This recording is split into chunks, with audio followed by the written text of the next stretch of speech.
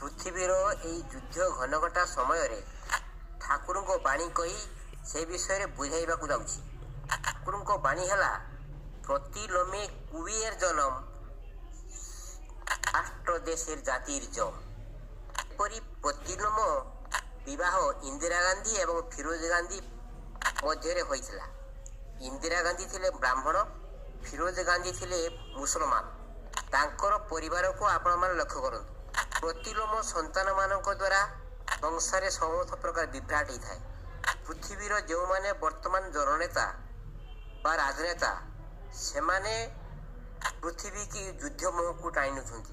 ପିତା ମାତା ପ୍ରତିଲୋମ ବିବାହ ଦ୍ୱାରା ଯେଉଁ ପ୍ରତିଲୋମ ସନ୍ତାନମାନେ ଜନ୍ମଗ୍ରହଣ କରିଥାନ୍ତି, ସେଇମାନେ ହୁଅନ୍ତି ସନ୍ତ୍ରାସବାଦୀ, ସେଇମାନେ ହୁଅନ୍ତି କୂଟନୀତି ପରାୟଣ, ଈର୍ଷା, ଘୃଣା, ଅହଙ୍କାରୀ ମଣିଷ। ସେମାନଙ୍କ ଦ୍ୱାରା ସଂସାର ସୁନ୍ଦର ବଦଳରେ ଧ୍ୱଂସ ଆଡ଼କୁ ନେଇଯାଆନ୍ତି। ବିଶୃଙ୍ଖଳା ସେୟା ହିଁ ସଂସାରରେ ହୋଇଥାଏ। ସେଇମାନେ ଅପଘାତରେ ମରନ୍ତି, ଦୁର୍ଘଟଣା ମରନ୍ତି। ପ୍ରକୃତ ନ ହେବା ଯୋଗୁଁ ପ୍ରକୃତି ସେମାନଙ୍କୁ କେତେବେଳେ ଯେ ମାରେ ତାର ଇୟତ୍ତା ନାହିଁ। ମଣିଷ ଯେତେବେଳେ ଚେତନା ସ୍ତରରୁ ଖସି ଆସେ, ସେତେବେଳେ ମନ, ବୁଦ୍ଧି, ଅହଙ୍କାର ଭିତରେ ପଶିଯାଏ। ପୃଥିବୀରେ ଏହାର ମାତ୍ରା ବଢ଼ିଗଲେ ତାହାକୁ ବାଲାନ୍ସ କରିବା ପାଇଁ ଈଶ୍ୱରଙ୍କର ଇଚ୍ଛା ହୁଏ।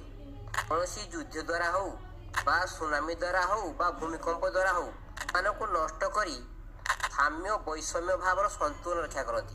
ସେହି ଅବସ୍ଥା ବର୍ତ୍ତମାନ ପୃଥିବୀରୁ ଆସିଯାଇଛି।